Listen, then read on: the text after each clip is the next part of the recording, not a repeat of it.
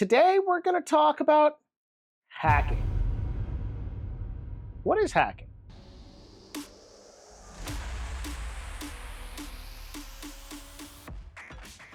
Howdy folks, Richard Avery, Titanium Computing, the element needed to keep your business running. What is hacking? Well, it's become a term in the last 20 years that has been constantly redefined. Everybody's got a slightly different opinion. There used to be something called phreaking, which is phone phreaking. There's something called fuzzing. There's something called cracking. There's so many different iterations of what hacking is. But I'm going to give you my take. And there's 4 kinds of hacking in my personal view. Hacking hardware. And hacking hardware is you're typically tearing a piece of equipment apart, be it a laptop or a IoT device or a router or a firewall, anything that's typically got a Wi-Fi or an Ethernet plug or something. And you're deconstructing it and you're trying to do something with it. Software hacking, which is you're trying to find vulnerabilities. These could be 0 days. These could be injection attempts. These could be backdoors. There's all sorts of things there. Communications hacking, which I separate from software hacking because maybe you want to manipulate the communications that's not in a computer, but it's in between computers. And then there's people hacking, which is social engineering. So I want to talk about each one of these a little bit so that you can understand. Because each one of them is a defined subset. Ultimately, hacking is getting people, hardware, software, or communications to do something it's not meant to do, or not supposed to do. And ultimately, the manufacturer or vendor or person wasn't trained or designed to do that. Or maybe they weren't trained at all. The most vulnerable of these forms of hacking is social engineering. Social engineering is where you are getting people to do something for you. Is that getting them to let you in the door? Sure, right? That's called tailgating. And that's where somebody who has a badge is, you're trying to get them to hold the door open for you, trying to be polite. Hey, I got some coffees and donuts for the office. I'm just trying to, oh yeah, let me hold that door open for you into this secure facility. That's social engineering. There's lots and lots of different ways of social engineering. MGM and Caesar's Palace got social engineered, or their IT company did. And hey, I need my password reset. Can you help me reset my password? Well, somebody did. And those situations are really hard to train against because you're trying to get people to go against their own instincts. Those instincts can be being nice, being considerate, being kind, or those instincts could be being a jerk to somebody. Those instincts could be not allowing someone to do something or allowing someone to do something and you're just trying to manipulate them. Hey, give me the CEO's personal cell phone. Hey, give me the information for the people who are there. Microsoft fired a bunch of engineers because engineers at Microsoft were resetting passwords on people's accounts to get paid so that ransomware, or in this case, cryptoware scammers, could go in and empty their crypto wallets using the email account that was on file, which happened to be a Microsoft account. So somebody had to incentivize those people to do that, unless that was their own idea. And then that's a different problem. So social engineering is hacking people, getting people to do something. And this is the most commonly not included in a pen test. Pen tests typically don't include a social engineering component. They ask you to specifically don't target their people, even though their people are typically the most vulnerable and the least trained.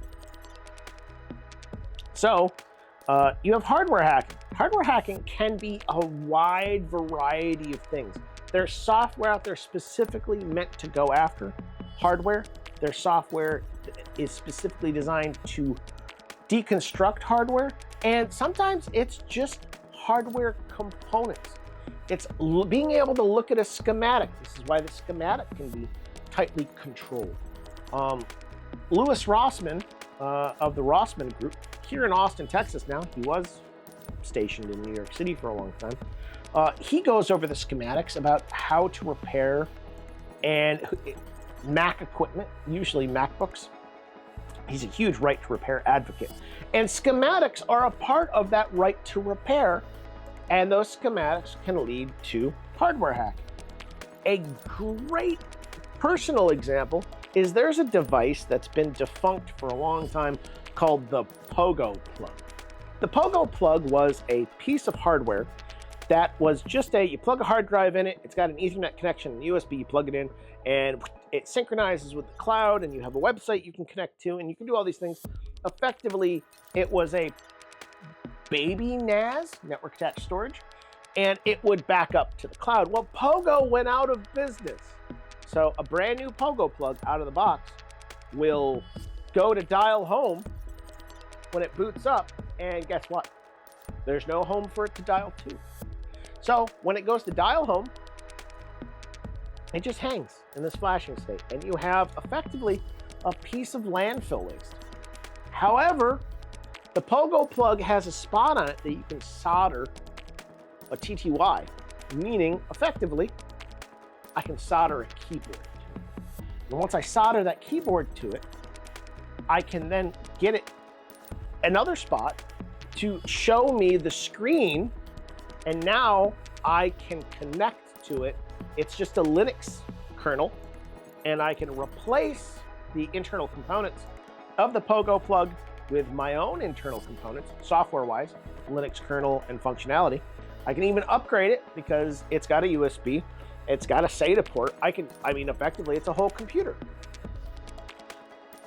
I can do whatever I want with that because I can deconstruct it and I can hardware hack into the device, doing things that the manufacturer did not intend, and this device can have a much greater lifespan than just a piece of trash at this point. So hardware hacking can have a very prolific and fun, frankly, experiment. Playing with Arduinos, playing with Raspberry Pis, helping you develop your own garage door opener, your own infrared sensor, building your own interesting hacking tools can be a great entry and stepping stone into hardware hacking in general. Ghidra is a program that is free that was developed by the NSA that helps you do discovery for hardware hacking. There's certainly paid software platforms out there that you can use to go down the hardware hacking route also. Then there's software hacking. Software hacking is often an OWASP top 10, but that leans more towards websites. Websites are certainly software, and they're certainly very important to deal with, but then there's people that are looking for 0 days. 0 days typically exist in software, although there are certain hardware 0 days that can be discovered. Usually that starts with hardware hacking and then pulling the software off the hardware that then you can analyze the software. But software hacking is learning how to manipulate DLLs, learning how to inject into control paths, learning how to manipulate memory in a computer to say, hey, this program is going to put the memory for this particular sequence, this string of data here, and I'm going to be watching for that, trying to grab out of this memory register because that's where it's going to go. Every software program is different.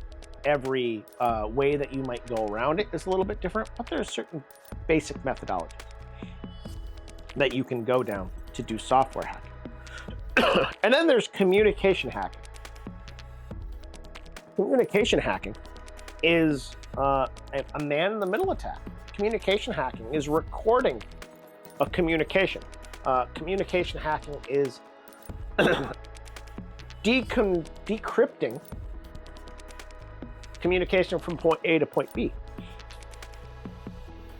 Communication hacking can just be the whole concept of using a laser to listen to the vibrational frequencies of a window when you want to record a conversation that somebody is having across the street.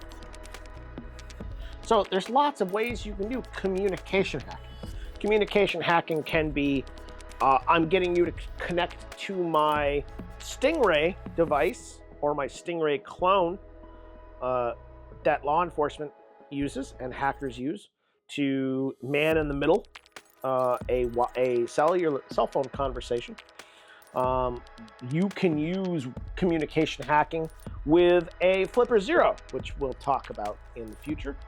You can use communication hacking to manipulate traffic for Wi-Fi, for an evil twin, or for doing some other sort of honeypot with some particular devices. A great Wi-Fi hacking device that would be a communication hacking attack would be a Wi-Fi pineapple, another hacking device from Hack 5 that we'll get into in our hack series.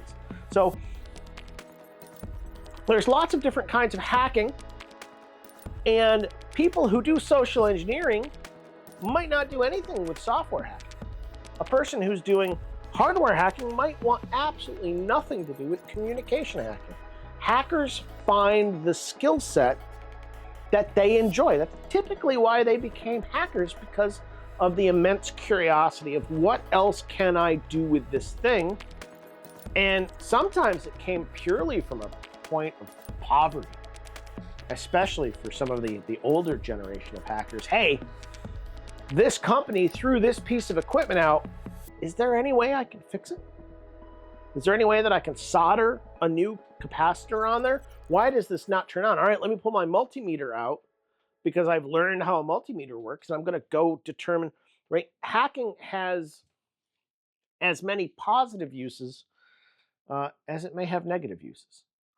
Most of the hacking that you're seeing today is really scammers sending emails and phishes, trying to get people to click on links, trying to get people to download stuff, attacking the elderly. We're going to have a conversation about elderly control and trying to protect the elderly and our parents from attacks outside of America, trying to scam them, trying to get them to do all sorts of things with their bank accounts. So hacking has a bad rap because, well, it's been associated with a lot of bad things, when really it's just trying to get something to do a thing that you want it to do that it doesn't want to do. That's really all hacking is. Hopefully this has been helpful. Each one of these concepts we will talk a little bit more in depth as we get to it in our video series. Talking about hardware hacking, talking about software hacking, talking about social engineering. We've already got a video about social engineering out there. You can go check that out. It's an older video of ours that we've uploaded recently, and you can go check out some of our other videos here. And don't forget to like and subscribe. And I think I'm told to say hit that bell. Thanks. Appreciate it. Have a great day.